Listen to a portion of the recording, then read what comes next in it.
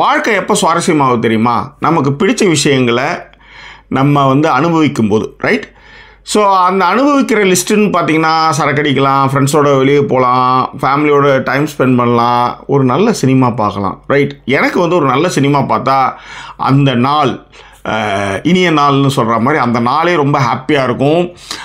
ஏன்னா சினிமா தான் என்னுடைய கவலைகளை, என்னுடைய மன உளைச்சல்களை, என்னுடைய பிரச்சனைகளை ஒரு 3 மணி நேரம் தள்ளி போட வைக்கவும், வேறொருவருடைய வாழ்க்கையை வாழ வைக்கவும், வாழ்ந்து பார்க்கவும், அல்லது ரசிக்கவும், அல்லது என்னுடைய பிரச்சனைகள்லேருந்து விடுபடவும் சினிமான்ற ஒரு மீடியம் தான் எனக்கு பெரும் உதவியாக இருந்துச்சு. ஸோ அதனால் ஒரு நல்ல ஃபிலிமை பார்த்தோம்னா ரொம்ப நெகிழ்ச்சி ஆகிடுவேன். இப்போ உதாரணத்துக்கு டைம் டியூரேஷன் யூடியூபுக்கு ஒரு 6 நிமிஷம் தான் 7 நிமிஷம் தான் பேசணுன்னா, நான் அன்றைக்கின்னு பார்த்து நான் அந்த படம் நல்லா இருந்ததுன்னா 15 நிமிஷம் பேசுவேன், 20 நிமிஷம் பேசுவேன். ஸோ அது நிறைய பேருக்கு பிடிக்காது. ஆனால் நான் சந்தோஷமாக இருக்கிறேன். அந்த படத்தை பார்த்து நான் ரொம்ப இன்ஸ்பயர் ஆகியிருக்கேன். அந்த படம் எனக்கு ரொம்ப பெரிய சந்தோஷத்தை கொடுத்துச்சு. அதனால் நான் இவ்வளோ விஷயங்கள் பேசுகிறேன் அப்படின்ட்டு, ரைட்? இப்போ எதுக்கு இவ்வளோ பெரிய பிடிங்க அப்படின்னா, நேற்று நைட்டு ஃபால் ஃபார் மீ அப்படின்னு ஒரு ஜெர்மன் ஃபிலிம் பார்த்தேன். நெட்ஃப்ளிக்ஸில் அவைலபிளாக இருக்குது, தமிழ் டப்பிங்கும் இருக்குது, adults only film, right? So இந்த திரைப்படம் பார்த்தேன். இந்த திரைப்படம் ஒரு பெரிய சந்தோஷத்தை கொடுத்தது. மிக முக்கியமாக ஒரு சினிமாட்டோகிராஃபராக இருந்ததுனால எனக்கு இந்த படத்தினுடைய காட்சிகள், இந்த லேண்ட்ஸ்கேப்பு, சரி பாருங்கள், நான் என்னென்னோ பேசிட்டு போகிறேன். ஃபால் ஃபார் மீ திரைப்படத்துடைய வீடியோ மொத்தம் இந்த எபிசோடில் பார்க்க போகிறேன். அதற்கு முன்பாக இந்த தளத்தை இதுவரை சப்ஸ்கிரைப் பண்ணாதவங்க சப்ஸ்கிரைப் பண்ணுங்கள், லைக், கமெண்ட், ஷேர் பண்ணுங்கள். விரிவான பார்வைக்கு ஸ்டே டியூன் வித் அஸ்.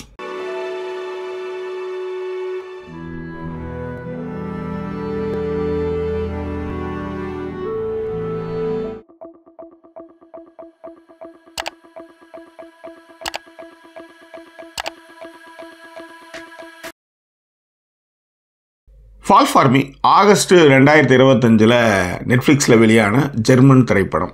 இந்த திரைப்படம் எரோட்டிக் த்ரில்லர் வகையை சார்ந்தது. காதலும் காமமும் இந்த படத்தில் பெருக்கெடுத்து ஓடுது. அதனால் இந்த படம் இப்பயே சொல்லிடுறேன், இது கண்டிப்பாக வயது வந்தவர்களுக்கான திரைப்படம்.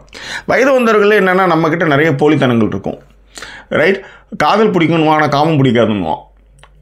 இந்த படம் நீங்கள் பார்க்கும்போது இப்படி ஒரு காமத்தை நம்ம வாழ்க்கையில் மிஸ் பண்ணிட்டோமோ அப்படின்னு தமிழ்நாட்டில் படம் பார்க்குற ஒரு 75% பேராவது நீங்கள் மிஸ் பண்ணுவீங்க அப்படின்னு நான் முன்னாடியே சொல்லிடுறேன், ரைட்? ஃபால் ஃபார் மீ இந்த திரைப்படத்துடைய கதை என்ன? லில்லி அவங்க தான் செவேன் ஜூங், ஜெர்மன் நடிகை. இவங்க லில்லி கதாபாத்திரத்தில் நடிச்சிருக்காங்க. இவங்க மொலோரிக்கா அப்படின்ற ஒரு ஐலாண்டுக்கு வராங்க. இது ஸ்பெயினில் ஒரு பகுதியாக இருக்குது, ஒரு லார்ஜஸ்ட்டு ஐலாண்டு. ஸோ இவங்க அவங்களுடைய தங்கையான வெலேரியாவை பார்க்குறது வராங்க. வெலேரியா டிஜான் மெரி அவங்க தான் இந்த கதாபாத்திரத்தை பண்ணியிருக்காங்க, வெலேரியா கதாபாத்திரம். ஏன்னா நம்ம ஹீரோயினான லில்லிக்கு வெலேரியா ஒரு 10 வயசு குழந்தையாக இருக்கும்போதே அவங்க அப்பா அம்மா 2 பேருமே இறந்துடுறாங்க.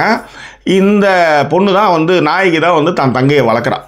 அது மட்டும் கிடையாது, நாயகன் ஆடிட்டர், ஜெர்மனியில் பெரிய பெரிய கார்ப்பரேட் கம்பெனிங்களுக்கு ஆடிட்டராக இருக்கிறான். அவள் தன்னுடைய தங்கையை பார்க்கறதுக்காக அந்த ஊருக்கு வரான். அந்த ஊரில் ஸோ தங்கச்சிக்கு ஒரு காதலன், அவள் ஒரு ஹோட்டல் பிஸ்னஸ் ஆரம்பிக்கலாம் அப்படிலாம் போகும்போது, அதாவது எவ்வளோ நாளைக்கு முன்னாடி நீ மனுவை பார்த்த அப்படின்னு சொன்னால், ஒரு 4 மாதத்துக்கு முன்னாடி தான் பார்த்தேன் அப்படின்றா.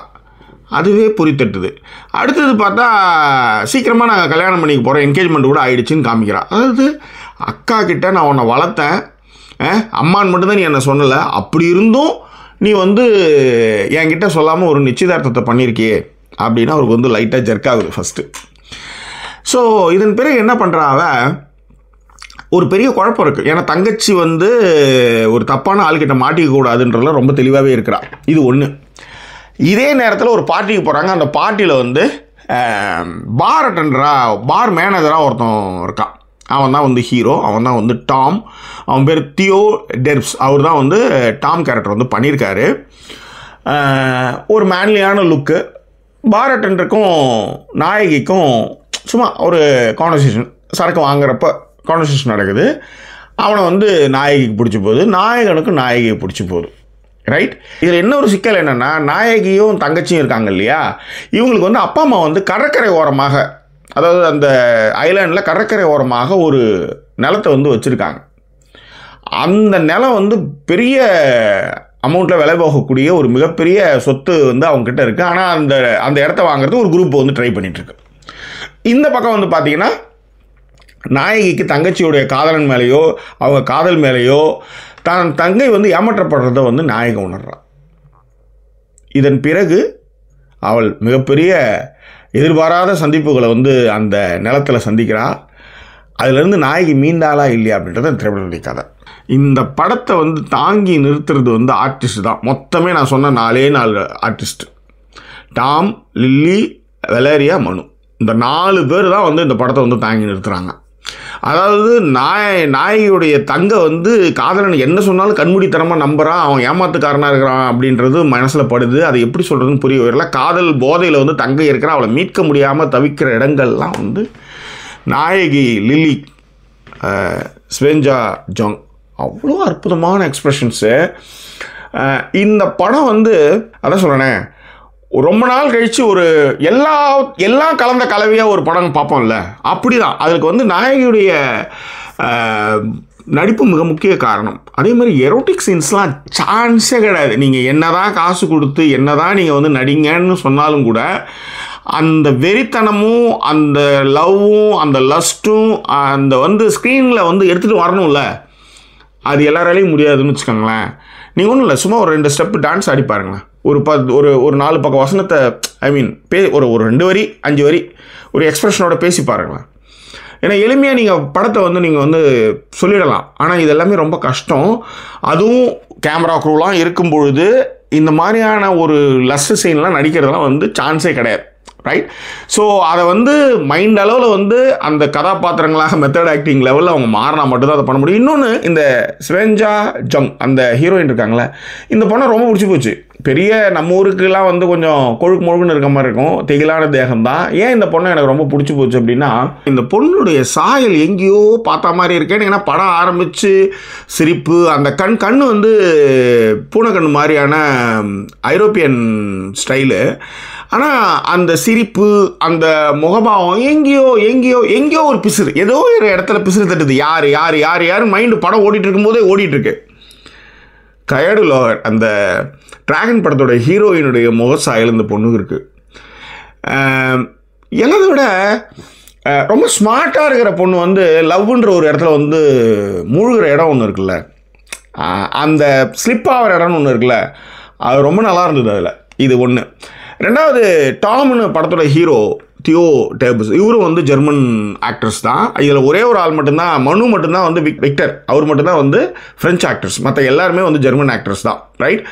ஸோ அதாவது அந்த மேன்லினஸை விட ஒரு பொண்ணை பிடிச்சி போகுது.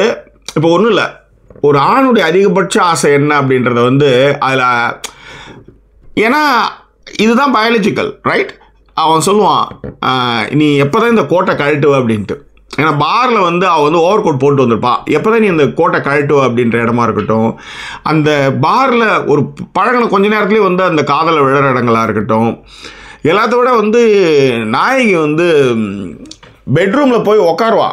பட் அவன் வந்து அதை கன்சிடரே பண்ண மாட்டான். அது எப்படி மயிர் நீ என்னை கன்சிடர் பண்ணாமா நீ போவா அப்படின்ற மாதிரியான அந்த இடத்துல வந்து அந்த ஈகோவுக்கு வந்து அவள் ரியாக்ட் பண்ணுற ஹீரோயின் ரியாக்ட் பண்ணுற இடம் இருக்குல்ல, அன்பிலீவபிள், சான்ஸே கிடையாது. எனக்கு வந்து இந்த படத்தில் வந்து இந்த படத்தை வந்து அணுவாக ரசிக்கிறதுக்கான மிக முக்கிய காரணம் மல்லோர்கா அப்படின்ற அந்த இடம் தான், அந்த லேண்ட்ஸ்கேப்பு தான். என்ன மாதிரி இருக்குயா, அந்த வீடு வாழ்ந்தா அப்படி ஒரு வீடு வாழனியா, அப்படி ஒரு வாழ்க்கை வாழனியா, சான்ஸே கிடையாது. என்ன லேண்ட்ஸ்கேப்புங்க. இந்த லேண்ட்ஸ்கேப் எல்லாத்தையுமே வந்து மார்க் ஆச்சன்பேர்க் அவர் தான் வந்து இந்த திரைப்படத்துடைய சினிமாட்டோகிராஃபரு. மொத்தம் 34 நாளில் ஷூட் பண்ணியிருக்காங்க இந்த படத்தை. பிரித்து மெஞ்சிருக்கானுங்க. ஒரு ஷாட்டும் வந்து அவ்வளோ பியூட்டிஃபுல். இந்த லேண்ட்ஸ்கேப், இந்த இடம்லாம் நீங்கள் பார்த்தீங்கன்னா, எப்பயுமே நான் திரும்ப சொல்கிறது தான், ஒரே மாதிரி கதையை தான் நம்ம திரும்ப எடுத்துகிட்டு இருக்கோம். இந்த மாதிரி நிறைய கதையை நம்ம பார்த்துருக்கோம். ஆனால் கதாபாத்திரங்களும் பேக்ரவுண்டும் தான் நம்மளை வந்து ஒரு புது கதையில் நம்மளை வந்து பொருத்தி பார்க்குது. இப்போ நான் இந்த படம்லாம் வந்து தமிழில் சொல்லனா, பாண்டியராஜன் வந்து ஊரை தெரிஞ்சுக்கிட்டோன்னு ஒரு படம் 1990 வந்தது. அதிலே இந்த மாதிரியான சப்ஜெக்ட்லாம் பேசியாச்சு. சொல்கிறேன், இந்த மாதிரி நிறைய இருக்குது. ஸோ இந்த படத்தை வந்து நான் வந்து இந்த கொண்டாடுறதுக்கு மிக முக்கிய காரணம் லேண்ட்ஸ்கேப். மியூசிக் வந்து மார்டின் டோஷாவ், இவர் தான் அந்த படத்திற்கான மியூசிக்கு. சொன்னால் நம்ப மாட்டீங்க, மொத்த மொத்த சவுண்ட் ட்ராக் மட்டுமே இந்த படத்தில் வந்து 27 சவுண்ட் ட்ராக் இருக்குது. ஒரு இடத்துலையும் அந்த சாங்கும் அந்த மியூசிக்கு அதுக்கேற்ற மாதிரி ஷார்ட்டு கட்டு யப்பா மிரட்டிட்டானுங்களேடா அப்படின்ற மாதிரியான ஒரு ஃபீலை வந்து எடுத்து வருது. மிக முக்கியமாக எலேனா ஸ்காமிட் அண்டு அன்டிச்சி இவங்க 2 பேரும் தான் வந்து இந்த படத்திற்கான எடிட்டிங் நீங்கள் எரோட்டிக் ஃபிலிமில் மட்டும் எடிட்டிங்க்கு வந்து நீங்கள் ரொம்ப கண்ணில் விளக்கெண்ணெய் ஊற்றிக்கிட்டு பார்க்கணும். எல்லாம் இருக்கணும், ஆனால் எதுவுமே இருக்காத மாதிரி எடிட் பண்ணணும். ஃபஸ்ட்டு ஷாட்டு அவங்களுக்கான இன்டிமேசி ஷாட்டுக்கு வந்து நீங்கள் வந்து பார்த்தீங்கன்னா எல்லாம் இருக்கும், ஆனால் எதுவுமே ரொம்ப டீப்பாக போகாத அளவு இருக்கும், ஆனால் எல்லாமே இருக்கும். அதே மாதிரி அந்த பீச் ஷாட்டு, அதே மாதிரி ஃப்ளோரில் இருக்கிற ஒரு ஷாட், 3 சீனு. அந்த 3 சீனுக்கான எடிட்டிங் இருக்குல்ல, இதுக்கெல்லாம் வந்து நீங்கள் வந்து ஒரு நல்ல எடிட்டிங் எப்படி கட் பண்ணணுன்றதுக்கு நீங்கள் இந்த படம் பார்க்கலாம். அந்த மண் அதுக்கான ஷாட்டு ஒரு சீனை வந்து நீங்கள் வந்து அப்படி பார்த்தீங்கன்னாலே டக்குன்னு ஏதோ மாடர்ன் ஆர்ட் மாதிரி இருக்கியா. அதுவும் அந்த பீச் ஷாட் சீன்லாம் வந்து அதுக்கான ஷார்ட் கம்போசிங்கு அதுக்கான எடிட்டிங்கு அப்படின்ன போதெல்லாம் அப்படின்ற மாதிரியான ஒரு ஃபீலை வந்து கொடுத்துருந்தாங்க. உண்மையிலே ஃபேண்டாஸ்டிக் மூவி. ஒரு காதலும் காமமும் உங்களுக்கு பிடிக்குது அப்படின்னா நிச்சயமாக இந்த திரைப்படத்தை வந்து நீங்கள் பார்க்கலாம். மைனஸ் பாயிண்ட்லாம் அது கிடக்குது இப்போ அதுதான் முக்கியமாக அப்படின்ற மாதிரி தான்.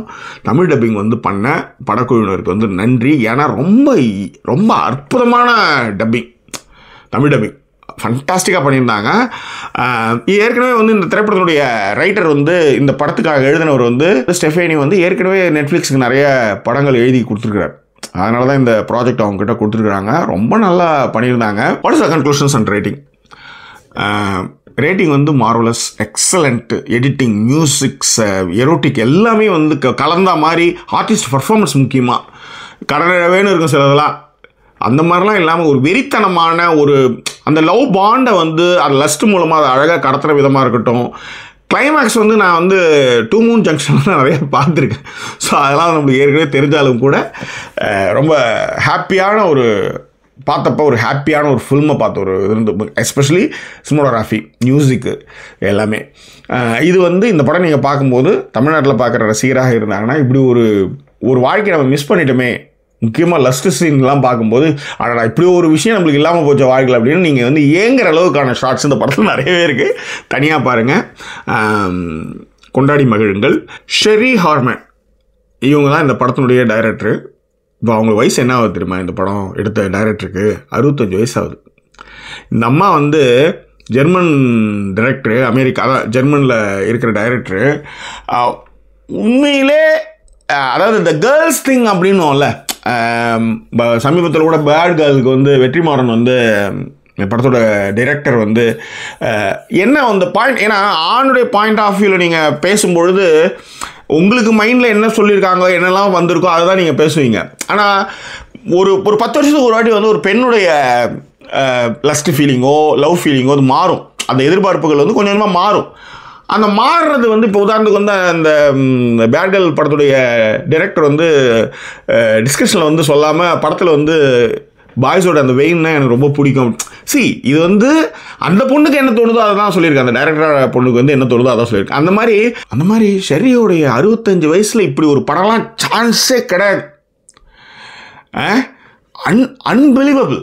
அது ஒரு பெண் இயக்குனர் வந்து இப்படியான ஷார்ட், இப்படியான கம்போசிஷன், இப்படியான விஷயம். நான் தான் சொல்கிறேன், நிறைய படங்கள் நான் வந்து அதிசயிப்பேன், எப்படிடா இது அப்படின்னு. கடைசியில் பார்த்தா அந்த படத்துடைய இயக்குனர் வந்து பெண் இயக்குனராக இருப்பாங்க. அந்த மாதிரி ஷெரி ஹார்மன் வந்து சான்ஸே கிடையாது.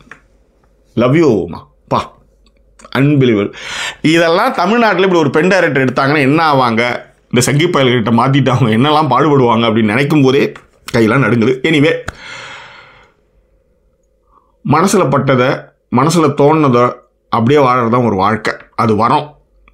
ஓகே, அது வந்து ஷெரி ஹார்மனுக்கு வந்து வாய்த்திருக்கிறது. அந்த வாழ்க்கை நம்ம வாழ முடியலாம். அது கொஞ்சம் கிட்டையாவது. ஏன்னா நினச்சத படமாக எடுக்கிறா, இதை பற்றியும் கவலைப்படாமல் எடுக்கிறா. அதை ஒரு கலையா, ஒரு ஆர்ட்டா, வாவ். ரைட். எனிவே, இந்த திரைப்படம் குறித்தான உங்கள் கருத்துக்களை எதாக இருந்தாலும் அது பின்னோட்டங்களை தெரிவித்துங்க. இன்னும் வேறொரு எபிசோட் நான் சந்திக்கிறேன். அது ஒரு நன்றி கூறிவிடுவது உங்கள் சாக்கி சேகர். நன்றி, வணக்கம்.